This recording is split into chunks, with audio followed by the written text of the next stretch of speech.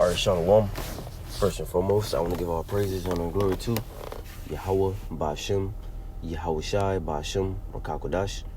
And I also want to give double honor to the apostles and the elders of Great Millstone, and peace and blessings to those for elect hearing this word in truth and in sincerity.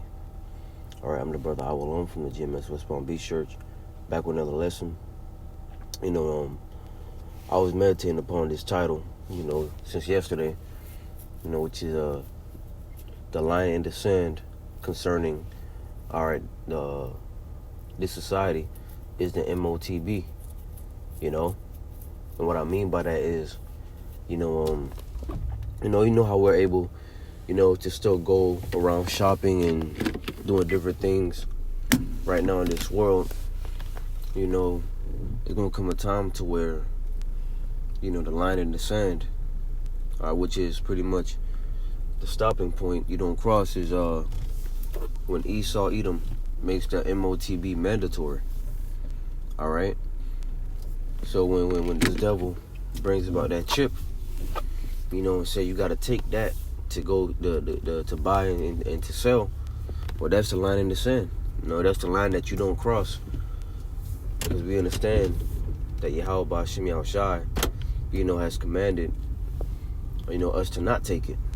Okay, but I want to start from the book of Habakkuk chapter 2, because beginning with the apostles and the elders, this prophecy has came out a lot, man. All right, these prophecies through the sparing part of Yahweh Ba'ashem Yahweh Shai, they come out repeatedly, for a reason. And that reason is because the Lord wants, when this thing happens, the Lord wants everybody to know that He said these things before, they happened. The Lord is blameless, man. Because one thing for sure is that, because when we preach, you got people that walk by and they hear what we say, but they don't give a shit. You got, people that cross the street just to not hear the word. And the way it's set up is, you got brothers on one side and you got us on the other side, right? And what people would do is they'll walk on one side, and then as soon as they get close to the other side of the camp, they cross the street, because they don't want to pass in front of the camp while brothers are talking, because they know that they're gonna get cut in their spirit. They know that something that's going to be said is going to hit them in the heart. As it is written in Hebrews 4:12, the word of the Most High is quick and powerful. So they pass through the camp. Not pass through the camp, but they walk across the street so they don't have to walk in front of, both camps. But, Yahweh Ba'ashem Yahweh Shai, see what they're doing. All right, and they have no excuse when the time of the mark of the beast to be implemented come, man. All right, but this is Habakkuk chapter 2 and verse 2, and it says, "And the Lord answered me and said, Write the vision and make it plain upon tables, that he may run that readeth it." Right. And the vision has been broken down by our apostles and elders and the teachers before them. Beginning with Elder Abba Bivens, of course, down to our apostles. And we run, and preach this word. It's like back in the ancient world, well, I wouldn't say that. I was trying to give you an example of, like in the movies where you have the ancient, style movies where you have the runner, and he's been given a message to take to, the other king, and he just going, all right, whether it's on the horse or whether he's just running. That's what we're likened to in the spirit. Well, we've been given this vision, and we're running to the streets. We're running to the internet and spreading the word. Verse 3, it says, "For the vision is yet for an appointed time, but at the end it shall speak and not lie. Though it tarry, wait for it, because it will surely come, it will not tarry." Right? Because a lot of people, a lot of our people have it set in their mind that, the visions that we're speaking through the Spirit, it's far off. It's not yet to come. And so therefore they're not preparing their spirits for, the time of Jacob's trouble. You see? So the time is going to come to where that line in the sand will be drawn. Okay? Let's get the book of Malachi.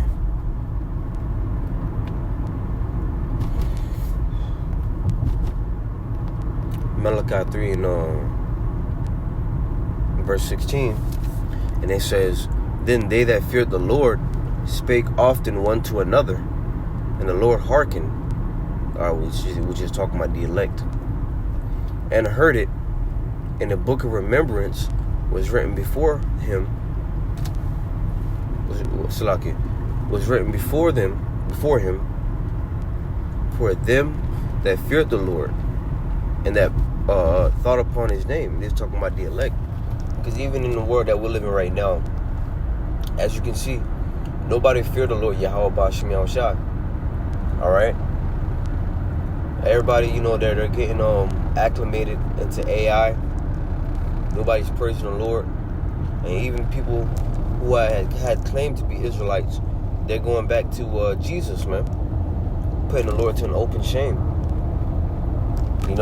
Those that were once saying Yahweh Ba'Shem Yahushua went back to Jesus Christ.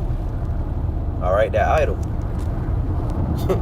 So you can see that the Lord got them in a reprobate spirit, and they're going to take that chip. Because there is no repentance after that. As it is written in the book of Hebrews, there is no remission of sins after that when you put the Lord Yahweh Shai to an open shame, man. Alright?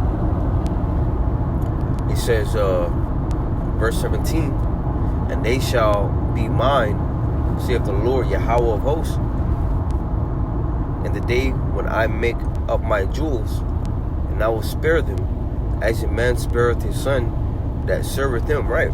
Because during the time of Jacob's trouble, you're going to want divine intervention, or you're going to want the Lord's protection in that time. You see? You're going to want the Lord to spare you, when he bring forth that judgment. You're going to want the Lord to spare you when that chip comes, because it's going to be up to the Lord whether, people take it or not. And I pray, I don't take it. I pray that sincere brothers and sisters don't take it, because at the end of the day, it's of the Lord if you're of the elect. Okay? And it says, verse 18, "Then shall you return and discern between the righteous and the wicked, between him that serveth the Most High and him that serveth him not." Right? So the Lord has given the Spirit to discern who's serving him and who's not serving him. And judging through the Spirit, judging through the Spirit, we can see who's really serving the Lord. Alright, and who's not serving the Lord. We can see who's going to bow the knee to Esau's beast system. When the time comes. Because like I said earlier, people are already acclimated into AI. Right? They're already seeing, that they're already molding their life around it. Just like a snake, man, gradualism. Esau, Edom just pretty much released it into the public just like that and got people used to it. Now people are hooked onto it, man. People are using it for their everyday lives. And that's not to say, alright, if you use AI, you're wicked. What I'm saying is, you got the average person that don't know what's going on, they're worshiping this system. Right?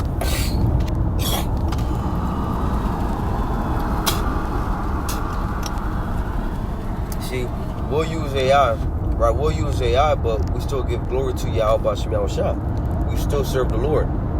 People, they're literally serving, Esau in this system.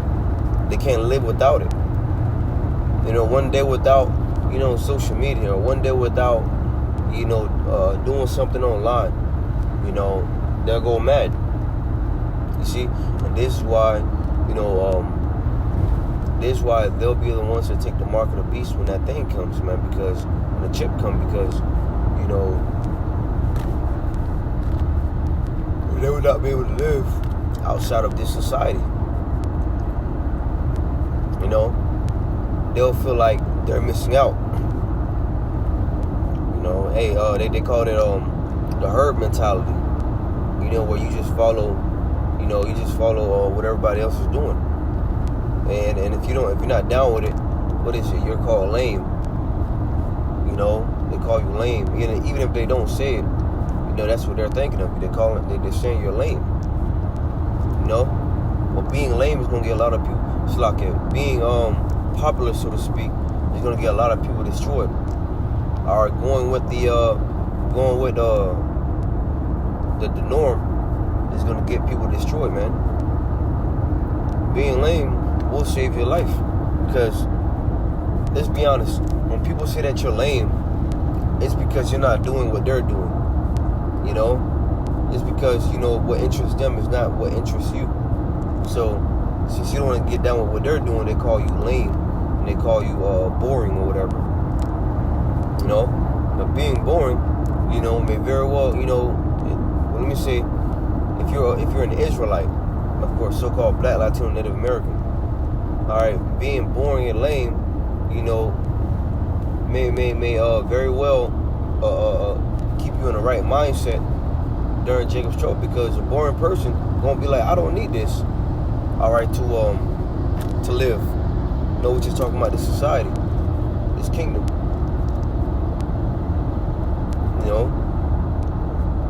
And that's why, like, most people in the world, Jake, man or woman, they can't resonate with brothers, because brothers, are not in tune, so to speak, with this world. Different things that they call fun, it's not what we call fun. They like to smoke, party, drink out of control, commit adultery. They like to do these things. All right, and that's fun to them. That's enticing. It's intriguing to them to do these things. All right, but it's not to you, so you're boring. But continuing on, in the book of Isaiah, chapter 10 and verse 20.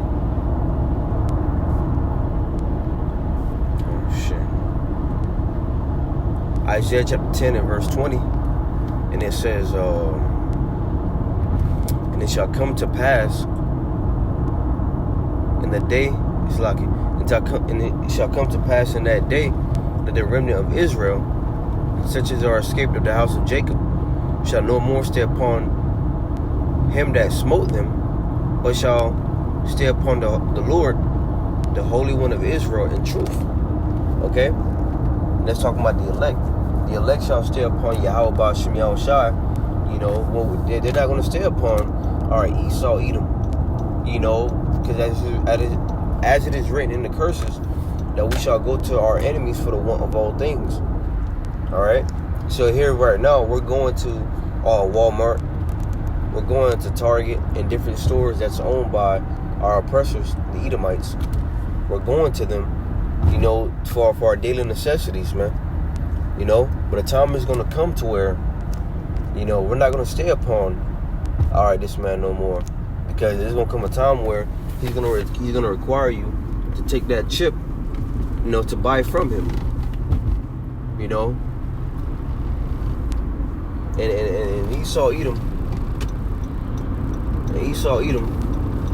to him, it's not only about, buying and selling. It's really about control.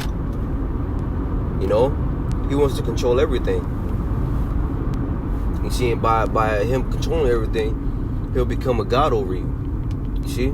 So that's the line in the sand concerning this society.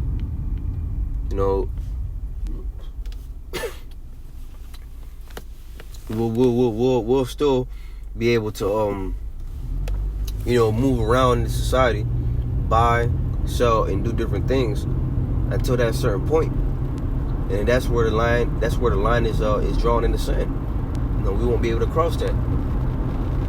And not crossing that means what? As there's written in Revelation, you know, you're going to be killed. Those that would not worship the image of the beast, you know, should be killed, which is pretty much being X'd out of society, being kicked out of society. You know, and they're going to do it in a way where at first they're not going to force it on you. It's simply if you ain't got it, well, you can't buy and sell. Therefore, forcing people to take it. But it's going to come a time to where they're really going to be beheading people because, you know, his time is short. So therefore, the horn's really going to come out. All right? So, you know, that's the point. You know, just want to go through that, through the spirit, by Yahweh Shem Yahushai. You know, this is the line in the sand concerning, all right, this society. You know, Esau Edom, when he brings about that chip, you know, that's as far as we can go because we understand, well, we are not commanded. It's like we are commanded by Yahweh Shem Yahushai to not take it. All right, to not go there, to not go there. You know, because at the end of the day, the Lord is going to take care of us. The Lord is going to watch over His servants. You know, King David even said,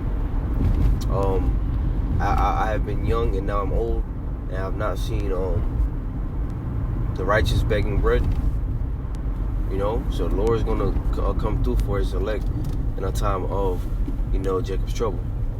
So with that, I want to give all praises, honor, and glory to Yahweh by Hashem Yahushai, by Hashem Makakodash, and double honor to the apostles and the elders, the great millstone, and peace and blessings to those for elect here in this word, in truth and in sincerity. Until next time, I say shalom.